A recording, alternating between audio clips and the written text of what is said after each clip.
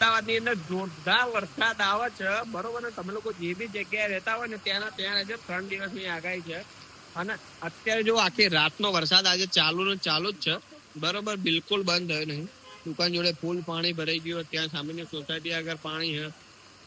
ગાડીના ટાયર સુધી પાણીમાં જતા રહ્યા છે બરોબર જોઈ લો તમે કોઈ ગાડી જાય તો ફ્લો આખો ઉપર આવે છે બ્લોક ને ક્રોસ કરી પાણીની દંડુડી જુઓ ખાલી એક જ ધારી વન વે પડે